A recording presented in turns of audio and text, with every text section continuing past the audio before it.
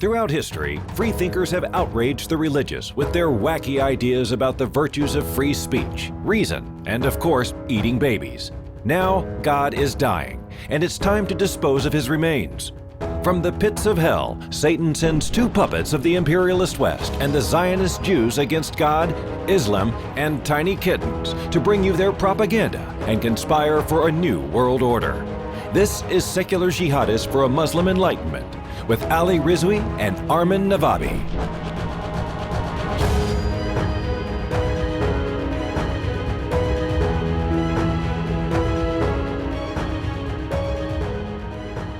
Hello, everybody. Welcome to another episode of Secular Jihadists for a Muslim Enlightenment. My name is Ali Rizvi, and with me is not Armin Navabi. Armin Navabi couldn't make it this week. Oh, no. Yeah, well, for those of you listening, you're probably wondering where that came from. Yeah. So we have the CEO of Atheist Republic, one of my favorite people, Susanna. Susanna, how are you? Good. I'm good. I'm really excited for our topic today. Yeah, so I thought that... Well, partially because I'm the one who suggested it. No, I think this is good. And it's actually quite relevant today, too, because, you know, we're talking today about honor-based violence and more generally honor-based cultures and the role of religion in helping to perpetuate or maintain some of these cultures, and whether it's a religious thing, whether there's a cultural thing, whether it's one or more. Anyway, we're going to get into all of that. And this topic is actually, it's become more relevant this week. Recently, many of you may have heard of this sort of brutal murder that happened in Pakistan recently. This was a little atypical. You hear about these things happening in the rural areas and villages and sort of tribal courts, but this was the victim was the daughter of a high-level diplomat, the former ambassador in Pakistan. So these were people from the elite class of Pakistan, and her murderer was a guy who was the son of a wealthy industrialist. So this is something that happened. They're generally the high socioeconomic class, high status type people.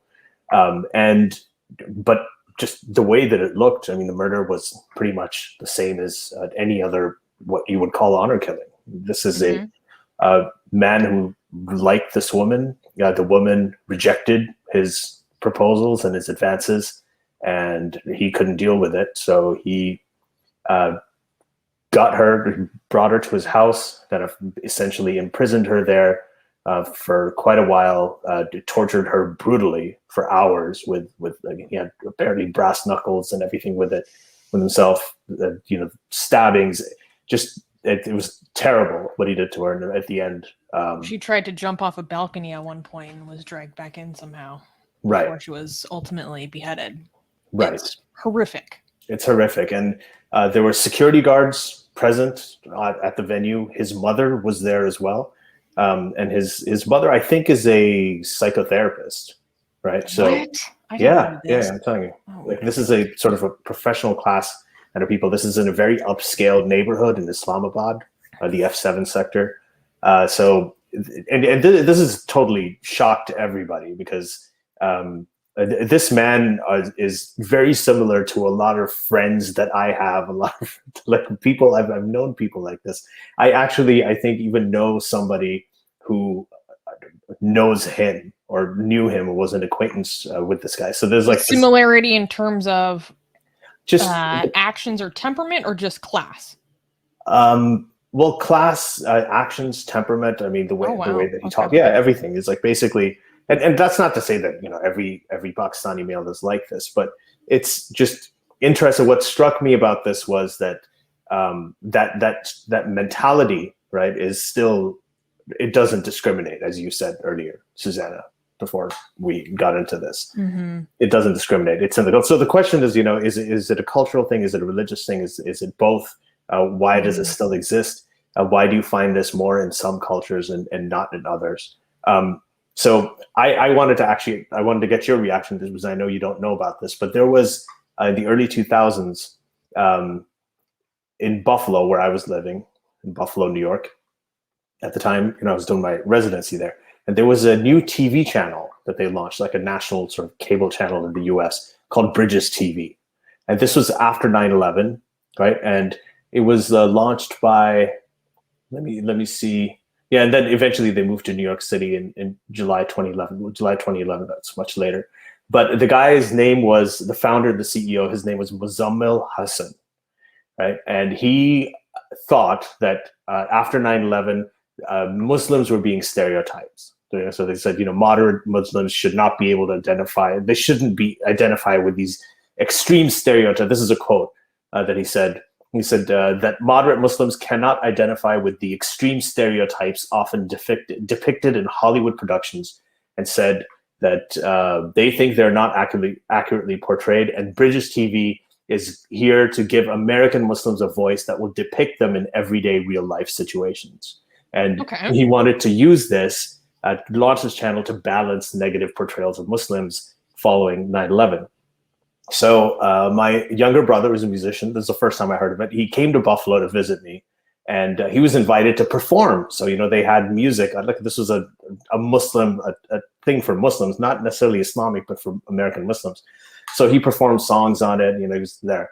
Okay, so a little while later, I don't know, I should be laughing. This isn't funny. I think it's 2009. Muzammil Hassan, the CEO, gets arrested. Right? So this channel that he started to kind of counter the negative stereotypes of Muslims being violent and terrorists and all that stuff. He was arrested and charged with beheading his wife. Oh my God! He was separated from his wife. Her name was Asia Zubair. She also worked with him at British TV. Together they founded it, and at the station, it was right there at the British TV station, that venue where they worked, they found her body, her decapitated body. Okay. Right? So, yeah. So this is it's just extremely ironic. Out of curiosity, was he born and raised in the States, or was he an immigrant to America? Oh, that I don't know. It's not entirely relevant, but. Yeah. Well, I mean, it is an interesting. It's always an interesting question. But he was. So this was a huge issue. I mean, this guy totally lost it. Same thing, the woman he was with, his wife was leaving him, and he couldn't deal with it. So he went and he beheaded her and killed her right at the TV station, at the office that they had founded to counter these stereotypes of American Muslims or of Muslims overall. Right. And so it's just bizarre, the whole situation. So it's extreme. It became a big deal then. And, this highlights the issue of, honor killings are they're directly related to domestic violence. And they made the case that Islam does not support, does not condone this kind of honor killing, which is true. It doesn't. But when it comes to domestic violence, that's the question. They're also saying that Islam does not condone domestic violence, but that, as we're going to get into it later, is not true. That's not true. We're skeptical. Yeah, we are skeptical. So yeah, I think So I have the answer to your question. Muzammil Hassan, he came to the U.S. from Pakistan at age 17. Right? So yeah, the reason I think that it's important to highlight both of these cases is because this is, one is a sort of elite, educated, the higher socioeconomic class Pakistani family in Islamabad, right? That's the murder that happened, and the other is an American Muslim family, right, with entrepreneurs who are living in Buffalo, New York. So this is and the story is always the same. It's the same as all the other honor killings that you see everywhere else. And if you have this kind of thing happening in these higher sort of strata of society, then what hope do people have, who are not as privileged, like the less privileged people, where, there are thousands and thousands of honor killings that happen every year that completely go unnoticed. So, and this isn't just a Pakistan thing. It's not just an Islam thing. This is also in neighboring India. India has a huge crisis when it comes to violence against women, rape, sexual assault. There have been many, many headlines out of India. happen. And yeah, go ahead. Well, just for our audience, I think I should give the not exactly a warning, but just kind of like preface that I think a lot of this conversation is probably going to focus around Pakistan or just the like Desi region, because that is where, you know, Ali has a lot of background and knowledge, and also the killing of Noor is particularly kind of the launching pad for this discussion, right? So we're kind of looking at it through that as a touchstone. But this is an issue that is global. It's again, it's not exclusive to Islam. It's a huge problem in India, and honor-based violence isn't exclusive to women. I think his name was Ali Reza in Iran, a young homosexual man who was Right. Honor killed by his family when they discovered that he was gay. Or I think of even men who are the victims of intercaste violence who are killed because of dating women outside of their caste. Now, that might have a little bit more of a retribution angle to it than honor from one's own family, although sometimes it is. But it all falls within the same territory of collectivist violence, basically. And I think it's very tricky thing to try to untangle, especially delicately when talking about people's different cultural backgrounds, because I was trying to look up some statistics on this to get a better perspective. And I found a site called Honor-Based Violence Awareness Network, and they had some statistics and data. However, on their website, I don't know how up to date this is, so I'm taking this with a grain of salt. But they say, again, I don't know how the recency of this, but they say that there are roughly 5,000 honor killings internationally per year. That's definitely underreported. It's just a fact that that's underreported. Right. 1,000 of those are said to have occurred in India. Another 1,000 are said to have occurred in Pakistan. And then the only other statistic that they give is that 12 occur in the UK. So again, I don't know how accurate or recent that these numbers are, but like almost half of honor-based violence that is reported and recorded is in a very specific region of the world. So we have to acknowledge that. Based on the people, you know, in my capacity at Atheist Republic who talk to me, who ask me for help, you notice patterns, right? So it almost exclusively from the Middle East, North African region, and the Desi region. South Asia, yeah. South Asia, the Desi region. So there's a couple of things. One thing I'll say is, you know, when you talked about the retribution aspect, where they actually killed the guy who was dating the girl, they're both connected. You know, usually if there is a woman who brought shame to the family and insulted the honor of the family by having an affair with somebody she wasn't supposed to, of a lower caste or different religion, different sect, different class, then, or just having an affair in general, because I mean, that itself is taboo. Any relationship outside of marriage. Any relationship outside of marriage. So if they do that, they're usually kind of an arranged marriage specifically. Yeah, if there's whoever the man is that's involved, or the partner, the retribution goes hand in hand, because, you know, they usually happen simultaneously. They happen together. So yeah, and the other thing is, there's, you know, you're talking about these statistics, and I agree with you.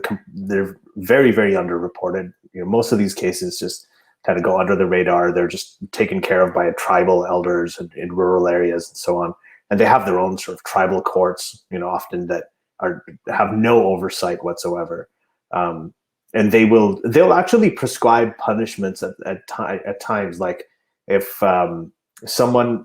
there's a man and he has an affair with one family, the daughter of one family, and they're not happy with that, then the courts, these tribal courts, will actually say that this guy's sister should be allowed to be gang raped, for instance, by the family. They'll actually prescribe things like that. And the Taliban is notorious for that. Yeah. Yeah, and I should say that actually has no basis in the Islamic religion. Like, we have to be clear about that. And we don't want to say, like, is it related to certain elements of religious patriarchy? Yeah, I mean that's a whole different topic. But that's not something that's sanctioned in Islam, or I think in any religion, like the prescription of gang rape, for instance. But these things, they do happen. That's part of the culture.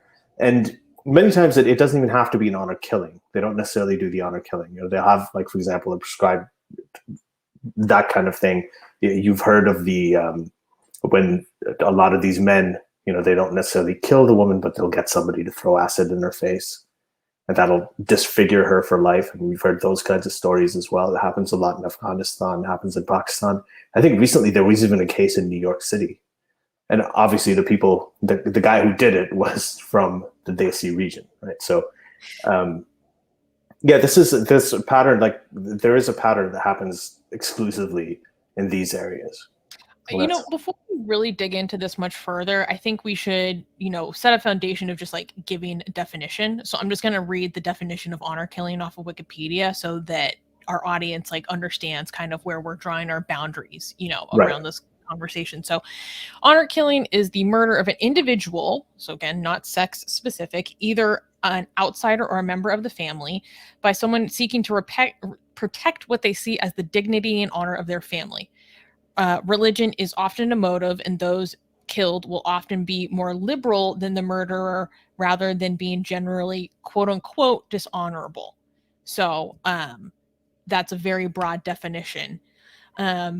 Obviously, there is a lot of violence against women throughout the world. For example, there's a report from the UN in 2018 that says that there are 50,000 women a year that are killed by their intimate partners or family members.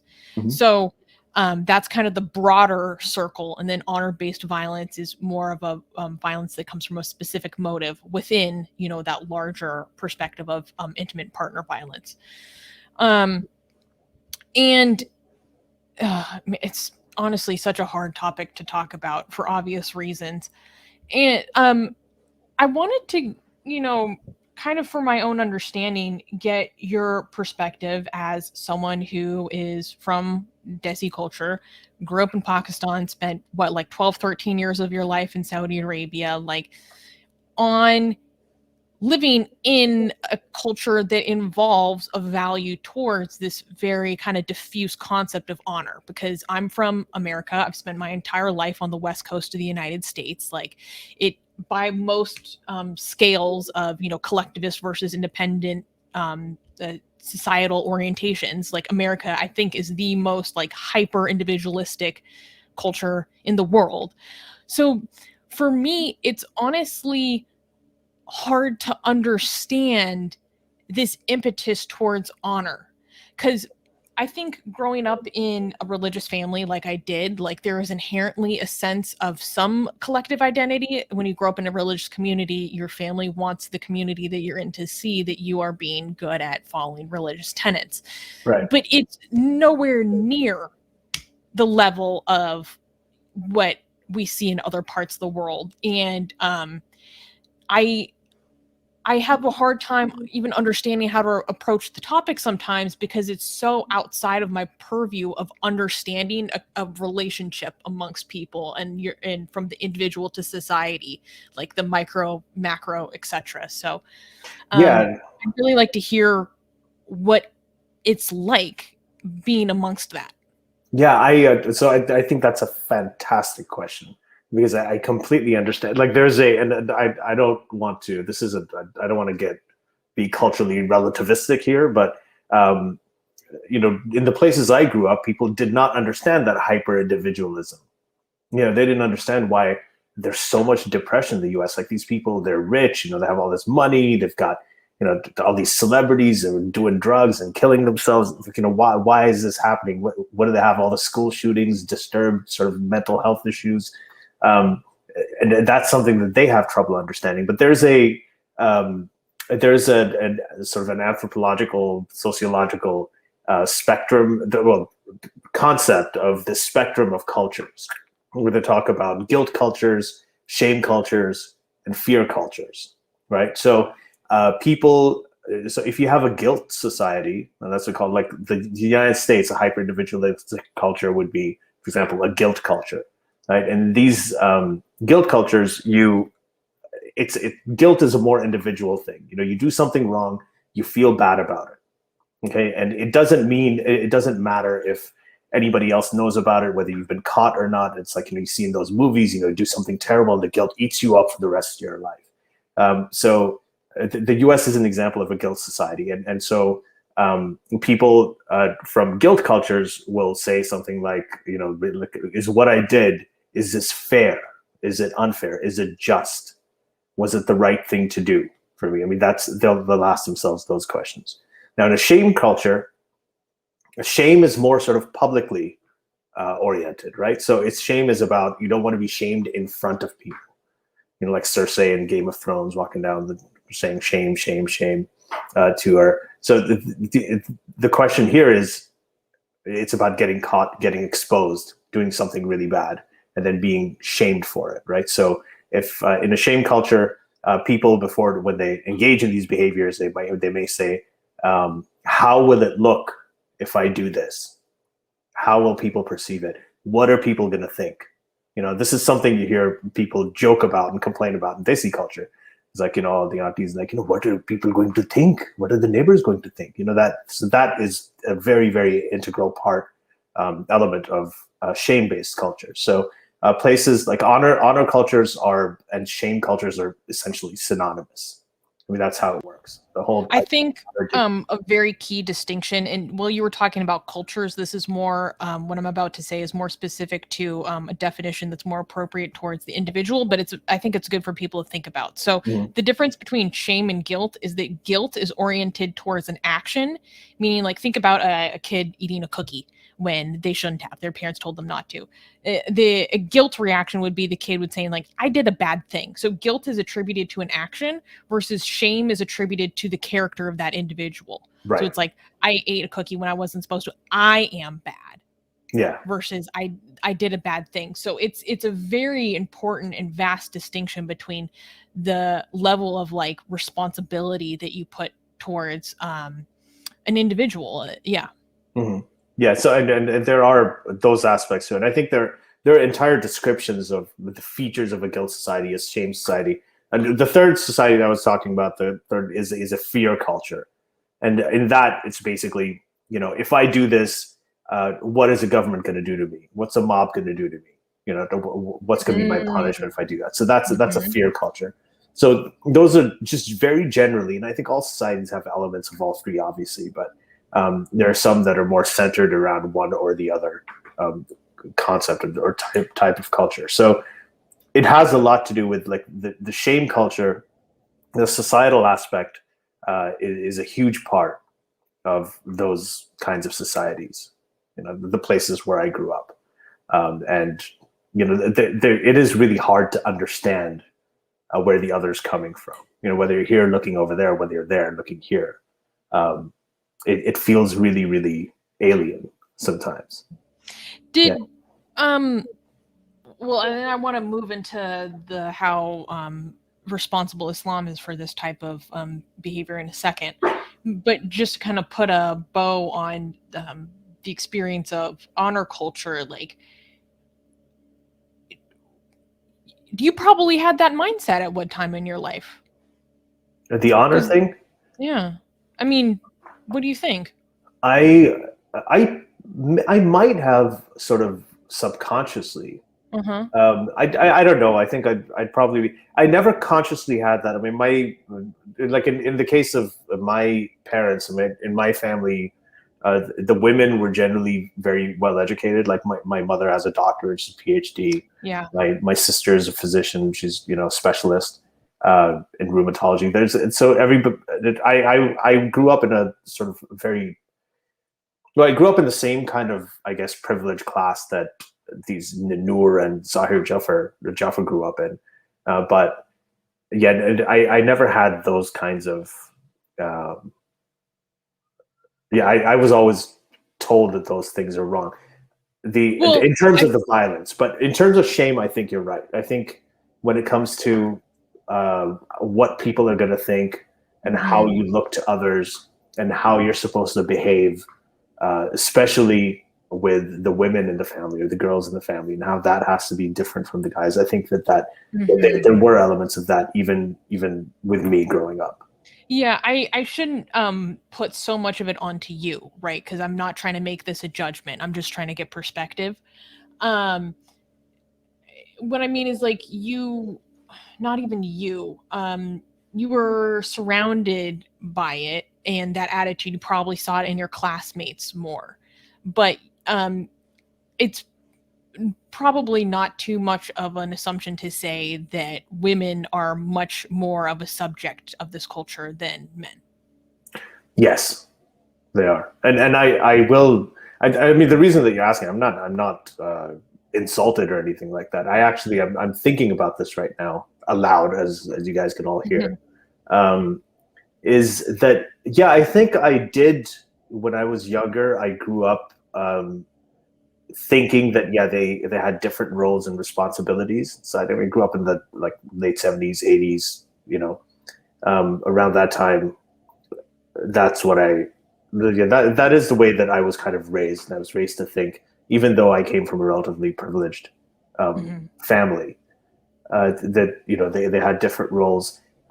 At that time, though, I think it was just, it wasn't just because I was Desi. That was kind of the view in a lot of places, even here, people had. Of course, people care about what people think. I mean, we're social animals, but it's like, to what extent is this like a very active consideration? That's the thing. You were very conscious of it, and it was it was a very active consideration immediately around the society where I grew up. So in Saudi Arabia, obviously, all the women had to go out wearing these black cloaks called abayas, right? And there was a time when my mother was, and this is at a supermarket, I think I've told this story before, and her head cover slipped a little bit. You could see her hair, and this religious police guy came and with a stick, he wanted to hit her on the head with it.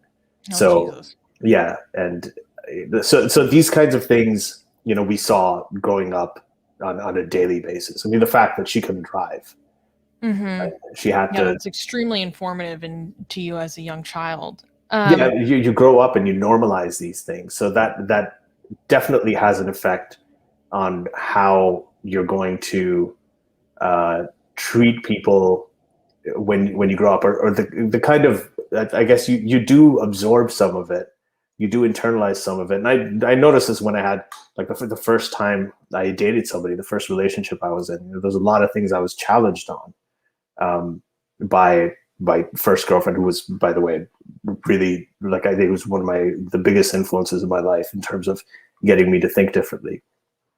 And yeah, I had certain preconceptions that I had to really reassess and reevaluate and evolve out of. So yeah, those elements definitely were there. So I think now we should turn to how much we can blame Islam for this. Because in my observation, I mean, I haven't really, I've never debated a Dawa guy or Islamic speaker or debater before, so it's not personal experience, but just watching other people do it. A lot of people make the mistake of saying that this is Islamic, that this is directly attributed to Islam, and then when you're asked to, show the receipts, you can't in specific cases. And so the question comes down to what in scripture specifically and directly allows this, and this can be the Quran, this can be Hadith, or just, a scholarly understanding, right? And then to what extent is it quote unquote Islamic culture? Because I mean, there's for example, Christmas isn't in the Bible, right? Yeah. But it's Christian culture. So making that distinction is very important for anyone who likes to think about Islam, especially criticism of it, to really understand and be able to draw those boundaries very sharply. So you have more of a background into the actual scripture than I do. So I think we should dive into what is actually present there. Yeah. So let me sort of set up the stage for that conversation by talking about this, just in terms of this killing that happened with Noor Mukadam. At the same month that this month, essentially, the Pakistani parliament had a bill in front of them. They had legislation that was proposing that women should be protected from violence in the home. It's pretty straightforward. Domestic violence, it's anti-domestic violence legislation in Pakistan. The Pakistani parliament is being faced with this. That should we pass legislation saying that women should not be subject to violence in the home, including by their husbands, right? Especially by their husbands. And the parliament voted no on this. So they rejected it. And they decided to essentially outsource it to what they have. They have this Islamic Ideology Council, right? And this Islamic Ideology Council, based on the Quran and Islamic scripture, had previously said that it was permissible for a husband to beat his wife, based on Surah 4, verse 34, and we're going to get into the details on that as well. So the parliament essentially outsourced it to them, and they decided to rule on this. So this is the status of how so the word elite literally means like elected. So this is the elected class. This is the Pakistani parliament. This is the way they're thinking. We know recently about Imran Khan, the Prime Minister Imran Khan's comments about how if women are going to dress a certain way. And he did this interview with Axios with Jonathan Swan, who's brilliant. Oh no, I think that was it. Yeah, I think it was that. I can't remember whether it was that interview with where he talks about purdah. Yeah, and he said, if women, if they provoke men, this kind of thing is going to happen. So he's kind of doing it's the age-old classic slut shaming, just different language, different name. You are responsible for the violence that men inflict on you based on what you're wearing, and if you're wearing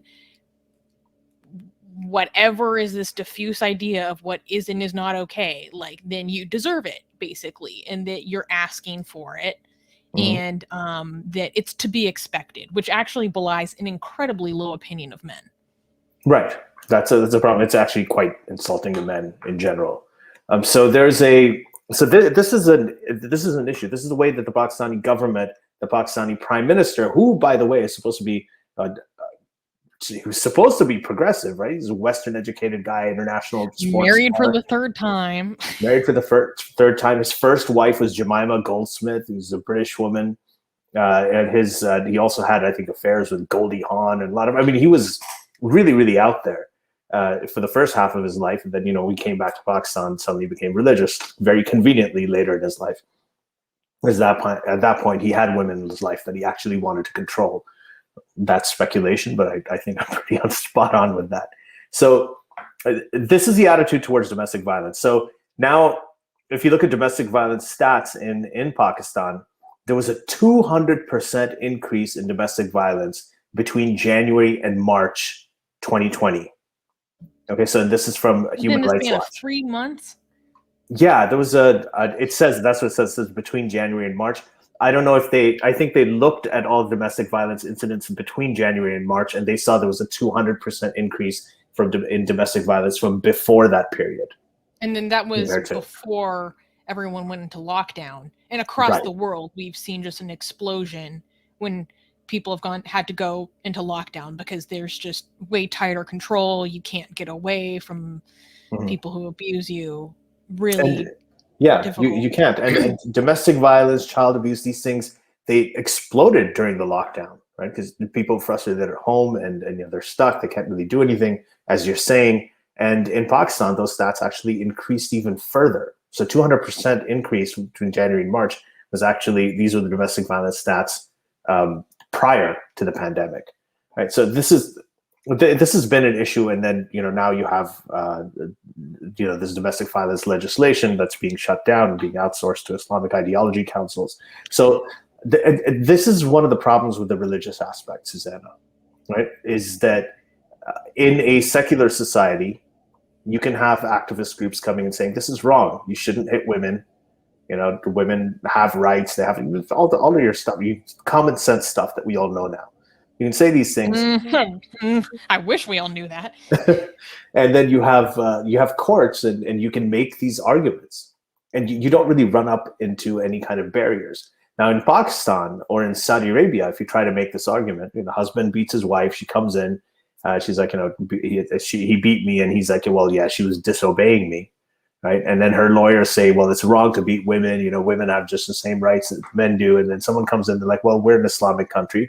Here's Surah 4, verse 34 from the Quran. It says that you're allowed to beat your wife.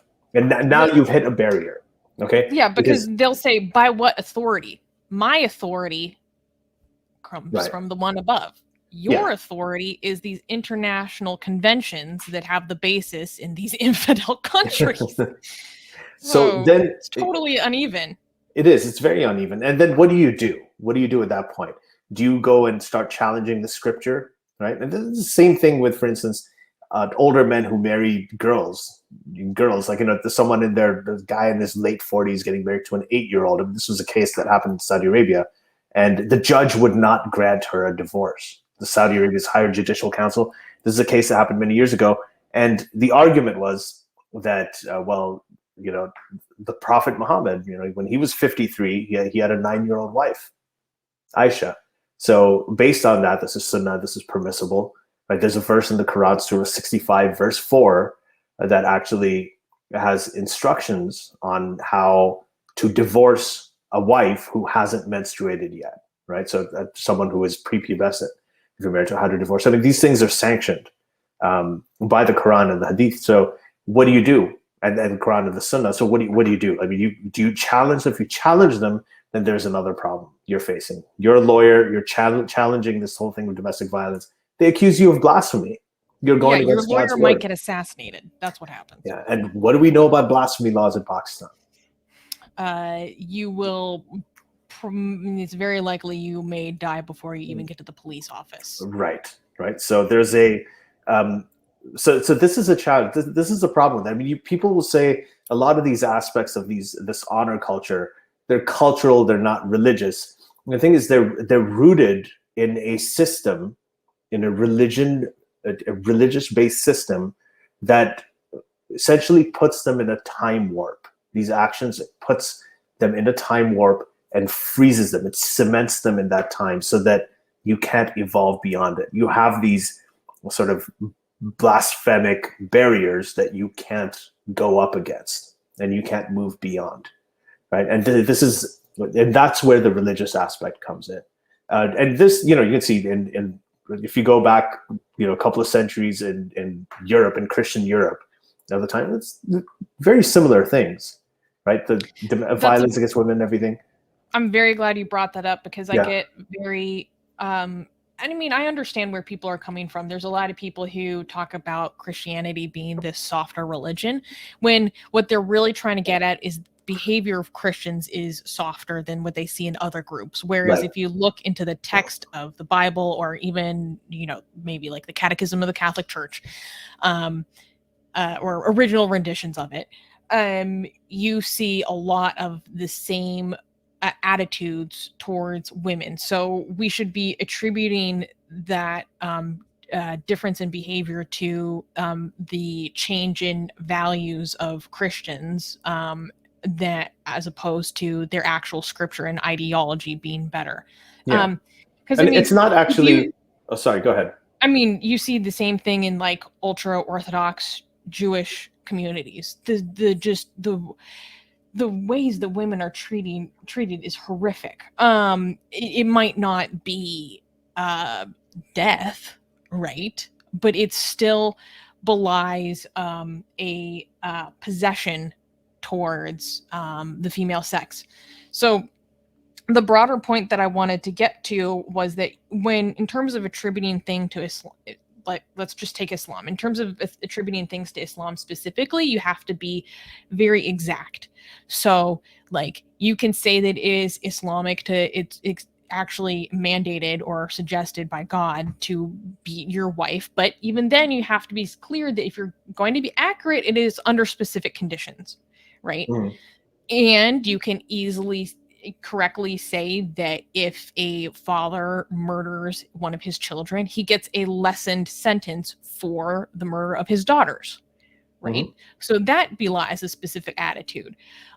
When I'm making arguments about the extent to which Islam is directly responsible for the continuation and perpetuation of this type of culture, I instead try to focus on the ways in which the scripture validates an attitude of a complete possession of women. Because when I think about honor-based culture and just the ways that people talk about this, I mean, this includes Hindu societies as well, it can, in my mind, it can really be encapsulated just by talking about, like, you think that you can possess women, that this is your property, and that you have to defend it in some way. So this is why there's so much violence in India regarding love jihad or interfaith marriages, because, well, specifically these far-right Hindu groups think of these women as their possessions, and that these Muslim men are taking them away from them, they're robbing them, and then therefore taking the children that will likely result from that marriage away from their community, and weakening their community by this like very sinister kind of conspiracy of like demographic engineering. Like, yeah, it's like this religious poaching operation, where they're detaining people. Yeah. There was this incident that happened very recently, and I saw Dee in the live chat talking about this, where there was a 17-year-old girl earlier in July who, 17, she was murdered by her family for wearing jeans during a Hindu ritual. And they had admonished her many times about wearing these jeans. And she would just say, jeans are meant to be worn. And they rendered her unconscious from beating her with lathis. And then when they were supposed to take her to a hospital, instead the next day her body was found hanging from a bridge for wearing jeans, you know, and for wearing Western clothes. So to me, that just gets at this attitude of like, you are progressing away from our collective identity. We have to reel you back in at all cost, because what you do by association reflects back on us, and we have to prove to the people around us that we are committed to this in-group, very firm identity, even if that goes to the extent of taking out our own family members. And so just again, going back to how much we can attribute this to religion directly, I fall back on the aspects that emphasize a possession over women. And Quran 434 like literally begins with talking about men having possession over women, something along the lines of like, Allah gives men to those that which they are supposed to protect. Yeah, so I'll read that out, and I'll talk about like the how people try to defend it, and I'm going to counter that as well. I think we'll do that in a few minutes. But I wanted to say, like, one of the reasons that we titled this "To What Extent Is Religion Responsible?" and not just Islam, is because all religions, all of them, are misogynistic. Okay, they look at women as second-class citizens. This includes Buddhism, right? If you go with canonical Buddhism, they're obviously very different. There are many different versions of Buddhism, but anyway, even if you look at that, you look at Hinduism, you look at Hindu society, whether it's now, right, or you look at texts like the Manu Samriti. You have the Quran, obviously, it's full of all kinds of double standards against women. Women are clearly thought of as a possession, as secondary to men. You look at the Bible, you talked about the Hasidic Jews, like they basically take the Old Testament very, very literally. They take it extremely seriously. The New Testament too, in Christianity, women are supposed to be quiet. They're supposed to think of their husbands as their masters. They're supposed to stay silent. They're supposed to be subdued. They're supposed to cover their hair. I mean, that's all in the New Testament as well.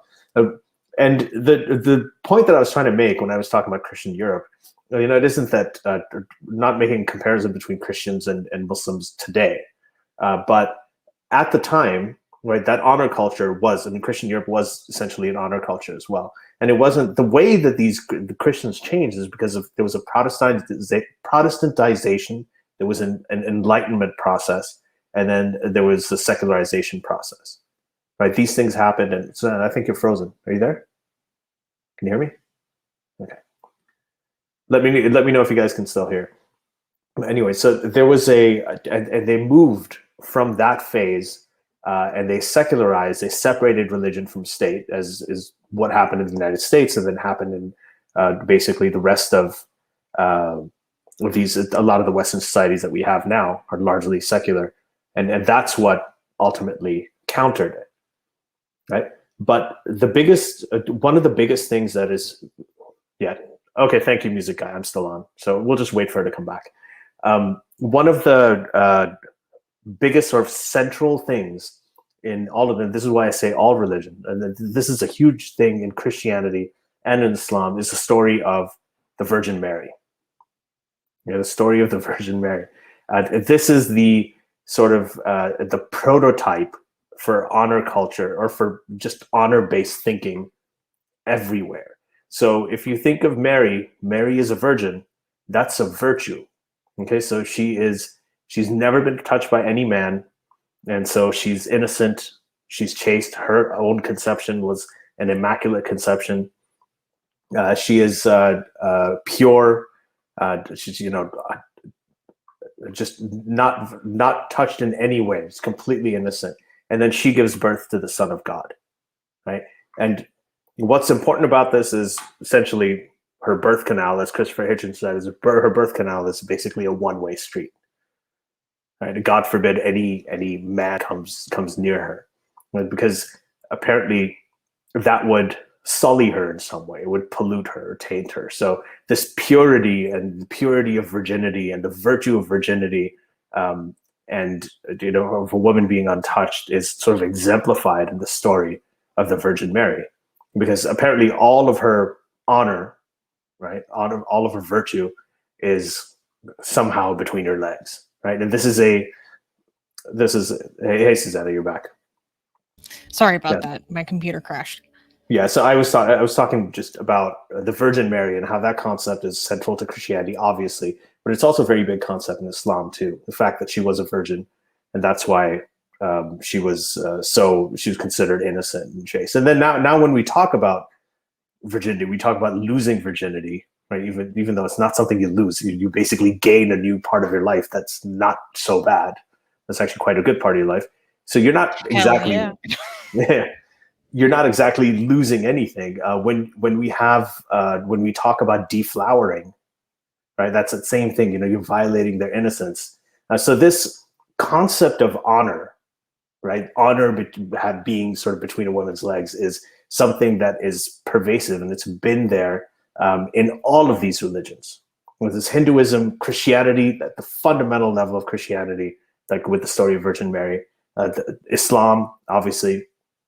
And even some of these other sort of hippie religions, all of them tend to have women as possessions and as second-class citizens. So to move away from this, right? These previous religious societies have had to secularize. If you didn't have the Enlightenment, you wouldn't have been able to move. Christians wouldn't have been able to move from that to the sort of like hippie, dilute version of Christianity that they're living in today. Thank God.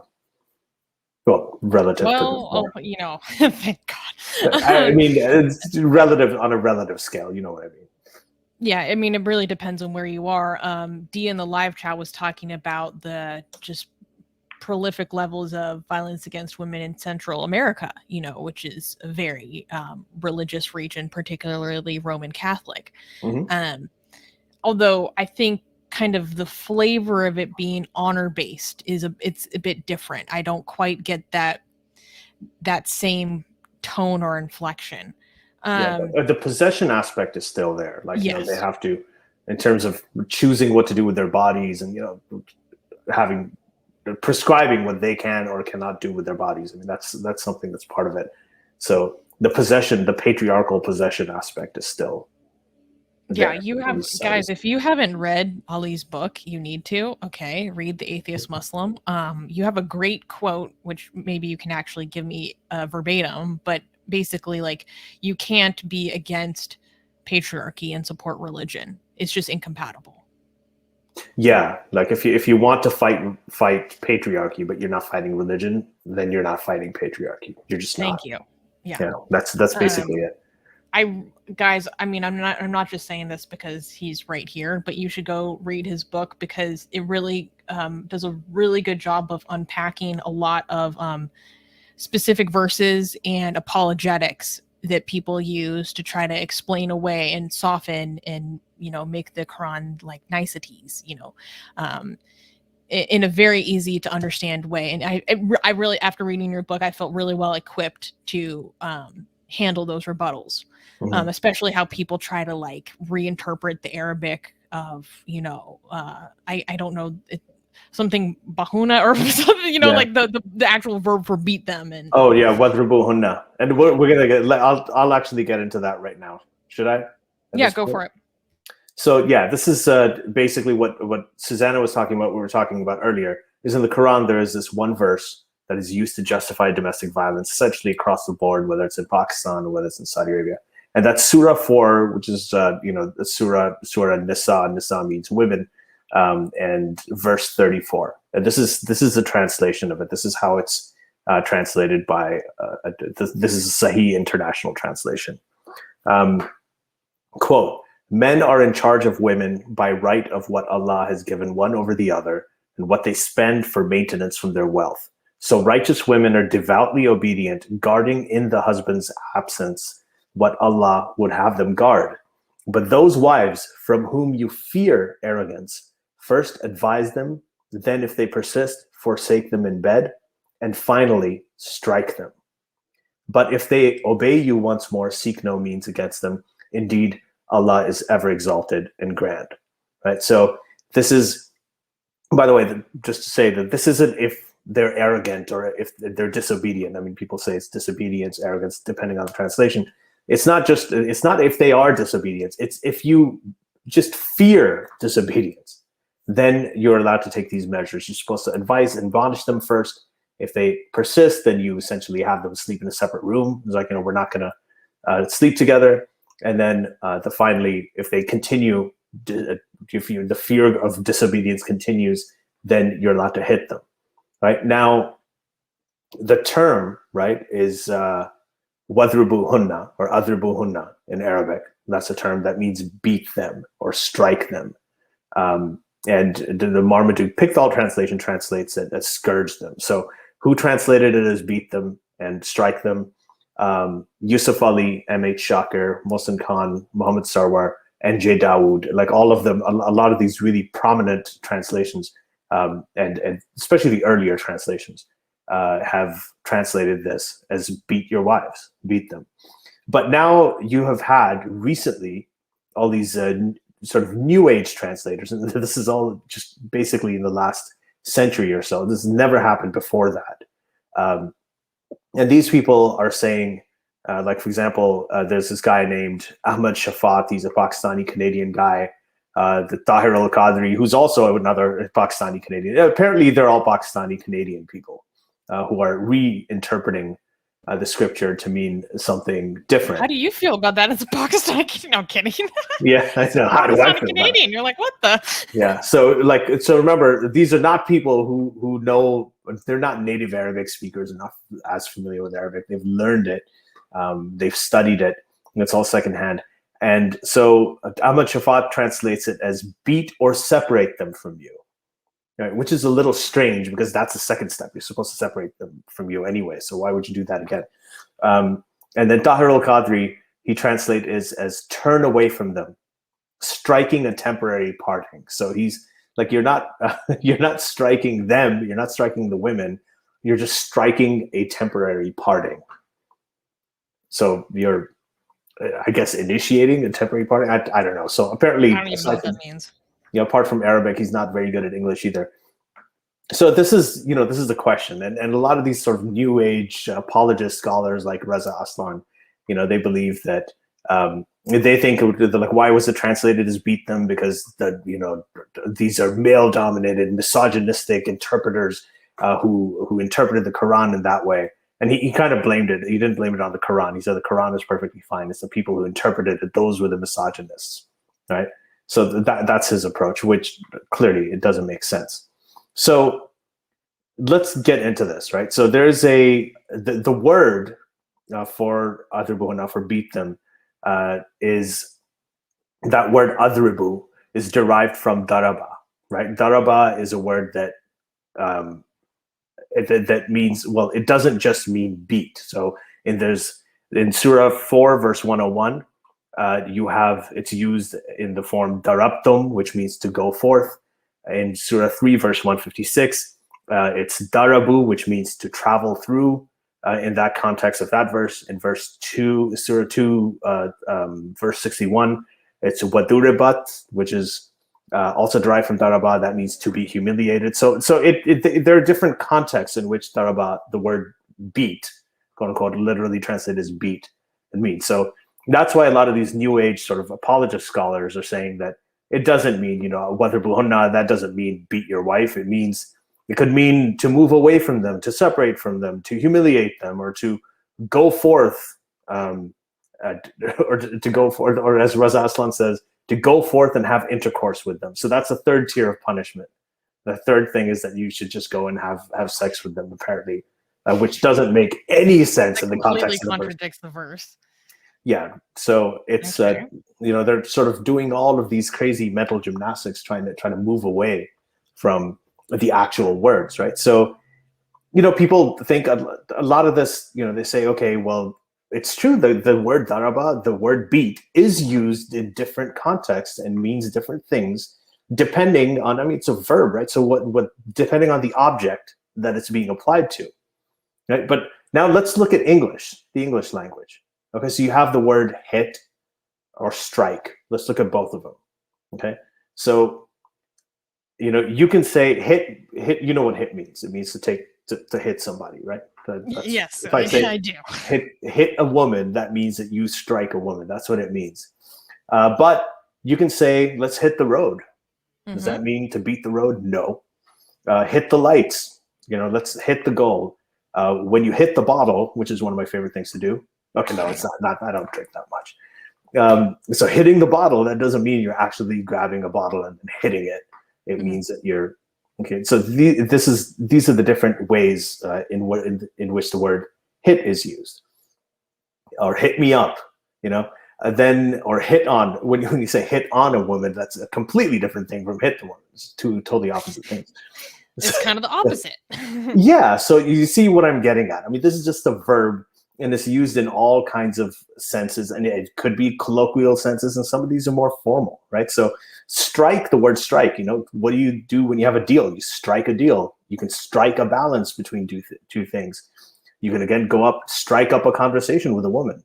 You can say that. That completely makes sense, but it doesn't have anything to do with hitting, right? And you can go on a strike. But here's the thing. If I say I want to strike a balance in one part of a scripture, and I say I want to, hit the bottle in another part of the scripture, hit the lights in another part of the scripture, and then I say hit the woman or strike a woman, right?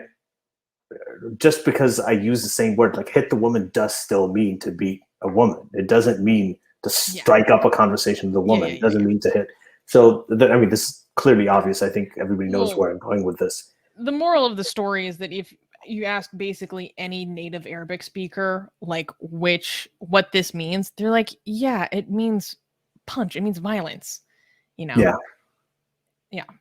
So, and that's the thing, like, if you have, for example, when it says in Surah 4, verse 101, when it says hit the earth, right? It's a darabtum fil ardi, it means hit the earth, right? And it's, so, and where it's used as humiliation, the full phrase is wadurabat alayhimos zillatu, right? Which is, I can't pronounce it very well, but that means that they were hit with humiliation. So yes, the verb that's used is daraba. It does mean hit. It does mean strike. But the context in which it's used, the direct object of what the verb is being applied to, is completely different in each case. And in Surah 4, verse 34, it is women. That's the object. So you're supposed to hit women. Apparently, if you wanted to say you should abandon them or not hit them, then I think the term would have been adrubu anhunna. It wouldn't be adrubu anhunna. That totally changes everything.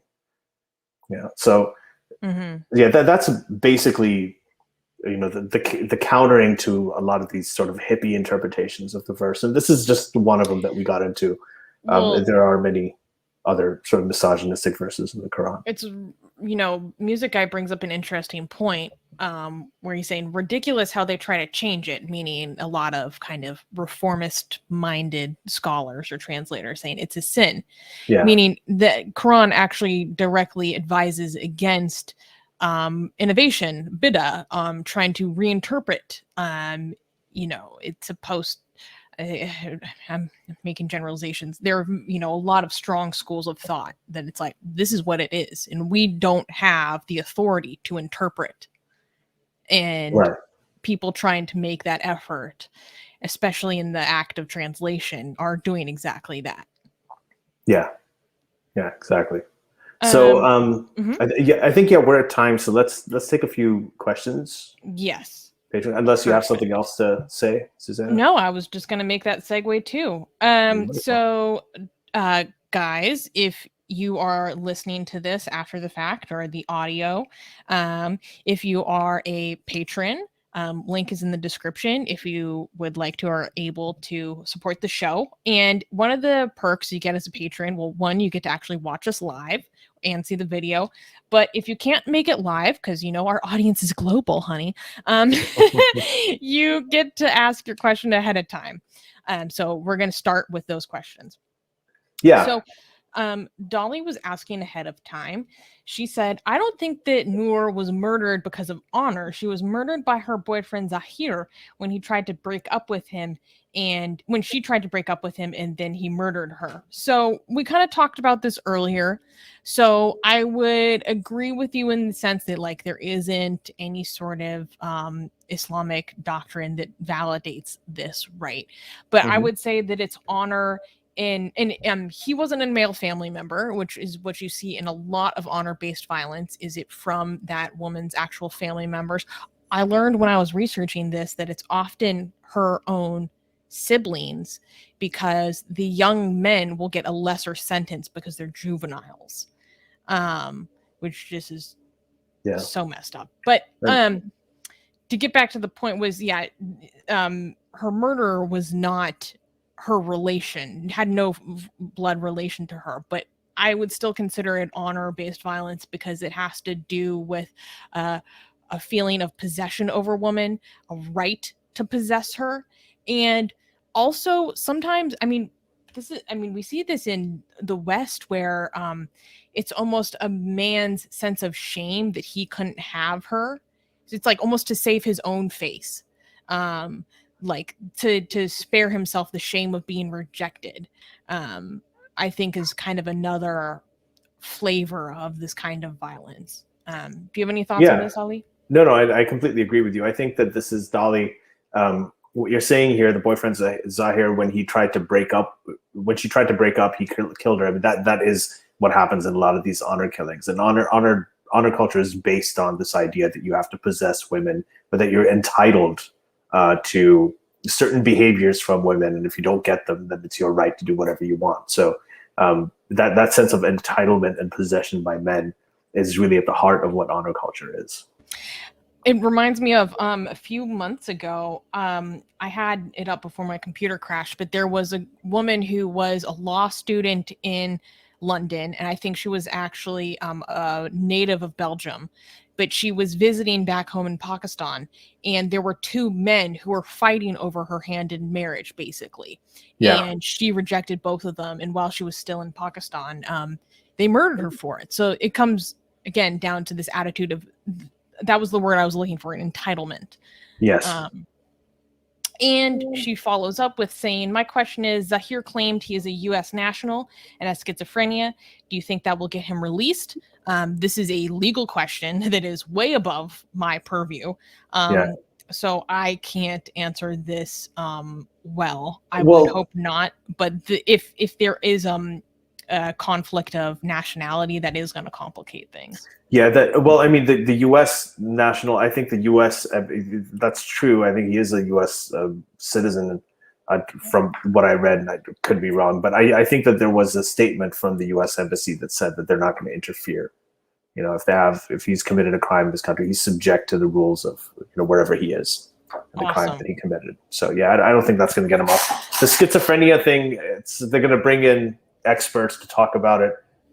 There is a lot of pressure on them to prosecute this guy. I think there's a lot of pressure even from sort of elite members of society in the same stratum of society that he belongs to. We're very outraged about this. And a lot of them have a lot of influence too. So I think he's going to have a really hard time getting away with it. But it is true that a lot of people generally in this situation who have not received the kind of media attention, the pressure that he did, often do get away with it. They're able to leave the country, go somewhere else. They're able to pay blood money. Sometimes what they do is a lot of these rich guys, like they'll go and they'll abuse a woman who is, not as rich, underprivileged. Or a religious minority in particular. Right. Rampant in Pakistan.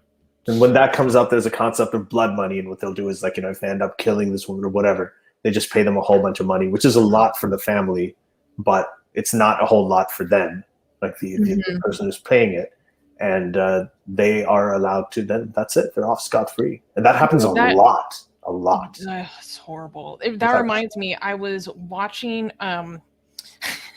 I've been kind of doing a deep dive into Shia Islam, and I was watching Dr. Ammar Nakshwani, and he's kind of the Shirazi Shia bent, and he was talking about this very controversial subject of how do you handle these situations, and he was talking about how his school of thought says that if your father or husband beats you, he's actually owes you money, literal blood money, and it has very specific breakdowns of how much money they owe you based on the nature of the injury, and they either can pay you this back immediately or it's going to be owed to you upon their death, which was a very new concept to me. And that's obviously more into the scholarly vein of their particular denomination and less of the immediate source text, primary sources, but that was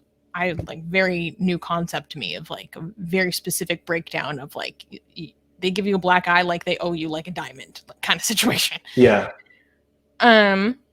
So D is asking a question: what role would you give right-wing quote unquote traditional family advocates in honor culture? So D, I'm not sure if you're talking about in an American Western context or a general right-wing context, but this reminds me of something that I actually wanted to touch on in this episode is what is happening in Turkey. So Turkey, because of President Erdogan's government, pulled out of something called the Istanbul Convention, which is basically an international covenant that is meant to not only improve it's an international covenant that is meant to kind of incentivize or countries to strengthen their own domestic laws that help protect women and some gender and sexual minorities. And Turkey was the first country to sign on to this convention around 2009 or 2011. And they actually, within the past few months, they've pulled out of the convention because Erdogan's party says that this effort to protect women is against family values. And they said that it is emancipating women in a way that is against their cultural standards, and that it's a Western concept, and that we have our own way of doing things, blah blah blah. Which is, there's been a huge movement protesting this in Turkey, especially considering that there has been an epidemic of femicides in the country, really severe violence against women that started the so-called Challenge Accepted movement, or kind of social media campaign. And I don't know, it just really makes me think of how horrible I mean, I just really want to go in. I just like, how horrible is your culture and your cultural standards that like a covenant to strengthen laws that protect vulnerable members of your society are seen as antithetical to your own culture and your own values. It just really disgusts me. Like, what do you think about this, Ali? What role would you give right-wing traditional family advocates in honor culture? I think that there is a connection. So what's really interesting is when we talk about honor culture, and have you heard the term culture of honor? A culture of honor is what the traditional culture of the South in the U.S. is referred to.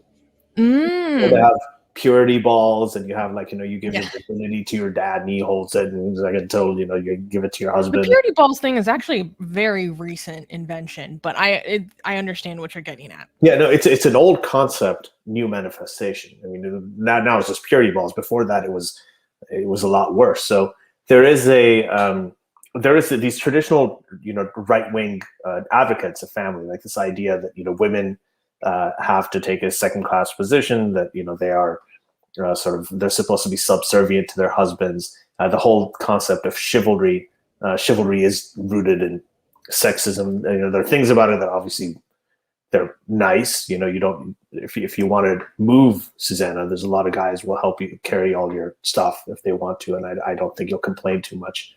You're like, all right, I'll milk it while I have it. So those aspects of it. It's kind of nice. But then you're like, oh no. yeah. So there's some of all of us have that. I'm gonna pay on the first date. It's weird not to. So things like that, like those elements of chivalry are still there. But overall, chivalrous cultures tend to be more rooted in sexism because they are, it's the job of the men to protect the women from other men, from the gaze of society, and from them becoming, say, too liberated and going out and having their own sexual freedom or whatever it is. And it's the same thing. It's the same concept of entitlement. It's the same concept of possession, having some possession. And if someone acts differently than you want them to, if your daughter goes rogue or something, then that is an insult to your honor. You have failed as a parent. You'll be shamed in front of in your community and in your church. So a lot of these concepts are still prevalent, even in Western society, especially in the U.S., because the U.S. tends to be a lot more religious than most other Western countries, secular countries. So the right-wing traditional family thing, Rick Santorum having like 7 kids because he doesn't believe in having sex with his wife unless he's going to reproduce. That whole thing is just, it's right there, and he was a presidential candidate. Yeah, well, I mean, it comes from this whole concept that seems particularly emphasized in Christianity. Actually, that's my own bias, never mind. But it's that sex is not for you. It is for expanding God's people. So it's not for your own enjoyment. It's for making God's people as numerous as the stars. And it's for that explicit purpose, which is just... Which biology completely counters. Because then why would God invent the clitoris, right? The clitoris has no reproductive function, no excretion function. It's the only organ in the entire human body, male or female, that has absolutely no function whatsoever except for sexual pleasure. Like the penis has a reproductive function and urinary function. The vagina also has a reproductive function, but the clitoris, you don't pee out of it. You don't give. I was wondering if we were going to be able to make it through an episode without Ali talking about genitalia, and the answer is no. We're talking about honor-based violence. This is what it is. This is, God created this party button, right? It's the devil's button. So the Christians are completely wrong. Dolly is also asking about your book, saying, is it free? Is the book free, Ali? And Dolly, is it on Amazon and Kindle? Of course not. That wouldn't be fair at all. But why don't you just email me? It's aliamjadrizvi@gmail.com. It's on my Twitter bio. Just email me and we'll see if we can find a place where. Yeah. I heard that there are also some Arabic translations of your book floating around the web. Is this true? I don't know about Arabic translation. Yeah, but I don't know about Arabic ones. I know there's a Persian one, and I know there's an Indonesian one. I have that. Oh, cool! Wow. And then there's an actual official Dutch version as well. So yeah, there are a few here and there. Dee is asking a question. She's saying there are no scripture in Islam or Hinduism, as far as I know, that directs killing of women in honor of men. So what is the link to religion? I think we've covered this to a large extent. I'm not, to be honest, extremely familiar with the actual text regarding like Hinduism. And it's also way harder to get at with Hinduism because it's a way more heterogeneous practice that oftentimes isn't very directly tied to text.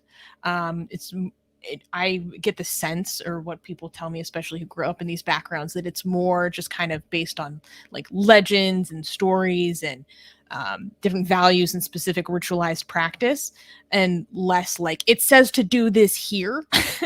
But I mean, there are a lot of legends that involve a lot of violence against women, usually regarding the preservation of chastity or proving one's chastity. Just look up what Lord Rama did to Sita. It's not good. So there is a lot of honor based violence in these stories. So subservience to the husband, for instance, is a very fundamental concept in the Hindu religion. Again, you said it's heterogeneous, so many people will dispute it. You've got this text, the Manusmriti, which is just like old legal text that's very central to Hinduism. But if you talk to a lot of these New Age sort of Hindu type people who are apologists, they will say, "No, that has nothing to do with Hinduism. It is not." Hinduism is about something completely different. And they will say that Hinduism is just as rational as atheism, which is an idiotic proposition, obviously. But there's there are practices like sati. Like sati is a practice where, when your husband dies, then the woman, his wife, no matter how young she is, she has goes on the funeral pyre with him. And she's burned. Yeah, she's also killed along with him. So this is something that obviously very, very few people do that today. But it's outlawed. Yeah. I don't think anybody does that today. I just always say very few because I'm sure there's somebody somewhere. Yeah. And still doing it as always. But so I think that it's not necessarily. I don't think that there's no place, and we actually made it very clear in the beginning of this that honor killings, the direct act of honor killings, is not something that is sanctioned by Islamic scripture or really any religion that I know of, right? That says you should kill women for honor. But there is a system, right? There's a system that's in place that's rooted in religion that allows for the perpetuation of the mindset that this is a direct manifestation of, right? We can explicitly say that religion does if you're looking at religious law, specifically Islam, there is a specific lessened sentence or punishment towards men who kill their own daughters. So it's very clear when you study a lot of specific cases that I'm thinking specifically in Iran last summer, there was a month where there was like a spate of honor killings, which is more rare in Iranian society. It's very just speaking to Armin, he talks about how like frowned upon and just shocking that is, because it's really not something that's socially condoned, and it's very clear when you look into some of the cases of what happened around these women that there were specific calculations that these male family members made towards the sentence that they're going to face being worth it to commit this act of violence, which ties into what I was saying with Turkey. When I was watching today to prepare a little mini episode talking about this Istanbul Convention and the impact it's going to have on women in Turkey, and they profiled this one woman who was facing a severe threat from her husband, who she was trying to divorce. And he just horrific threats towards her. And when Erdogan started signaling that he was going to back out of this convention, this husband even specifically said to her, referencing this convention, or the removal of it, I'm only going to have to do 3 years for killing you, so I'll do it. It is a conscious decision that many perpetrators make, a cost-benefit analysis, where they're like, actually, what I face isn't that much of a disincentive. It's so scary, and it just really emphasizes how much there need to be firm standards that can't be easily repealed to protect the most vulnerable in society. And women are, just because of our physical constitution, we're just a softer target. Yeah, there's a lot of these things are related. Like an example of it is, we talked about the Virgin Mary and how, virginity is thought of as a virtue, and it's thought of as purity and innocence and chastity. And, so when you have that, is female genital mutilation, is that something that is, it's that's not allowed in Christianity. It's allowed in some sects of Islam. It's, it's only obligatory in I think the Shafi'i school of thought, and the Bora Ismaili Muslims, and a few other sort of communities where it is. But I mean, that is a direct, it's a manifestation of that whole idea, the whole idea that, virginity is supposed to be virtuous, like the sexual side of women should be completely, it should not be prominent at all. It's only the reproductive part of it that should be highlighted. Other things like slut shaming, for example, are also directly related to that glorification of virginity. So these are, and even the hijab itself. The hijab itself, covering up your women so that other men can't, this idea of possession and honor, they're all rooted in that. So even if these honor killings, or a lot of the ways that these concepts and these ideologies and mindsets the way that they manifest themselves downstream, it makes them harder to fight, and it makes them harder to eradicate from a society, because of fundamentals that are driving them at their root, right, are still in place, and you can't challenge them because it's blasphemy. Yep. Well, dang, I think we did a really good job covering all the bases. I hope so. Well, let's see. Yeah, I think that there's so much. There's obviously a lot to talk about when it comes to this topic, right? There are many other things, and there's many other facets to it. But maybe another time. This is not a topic that I think is going to be exhausted anytime soon. This is actually one of my major drivers to one of the reasons I became an atheist. I thought that the Quran was just very inconsistent and was obviously a man-made book. So yeah, we can touch on other aspects of it in other episodes. Yeah, no, I want to keep talking to you forever, but we have to cut it off somewhere. Right. Are there any other plugs we need to make towards the end of the episode? Besides, guys, if you're listening, please like this video. Please subscribe to the channel. Share it with your friends who maybe have questions about how much this can be directly attributed to religion. And if you're able, consider supporting the show on Patreon, and you can get all the episodes live or get your question addressed for as little as $1 a month. So yeah, exactly. So that's, if you're listening to this on YouTube, like and subscribe. If you're listening to this on iTunes, then please give us a rating, right? That's going to help us rank higher. So wherever you're listening to this and otherwise share the episode if you liked it. Yeah. Yes. We're good. Next time. Yay! Cool. Excellent. Thank you for joining us, everyone, and see you next week. See you next. Be best. The Secular Jihadists have been made possible thanks to the Illuminati and the covert support of Israel and the CIA. That's what we have been told, but we haven't received our checks yet. If you like what we do, please support us. Share the podcast with your friends. Write and tweet us with topic and guest suggestions. Or head over to secularjihadists.com and give $1 or more for exclusive access to live video. Have your questions read and answered on the air, and more. Till next time, may the flying spaghetti monster be with you.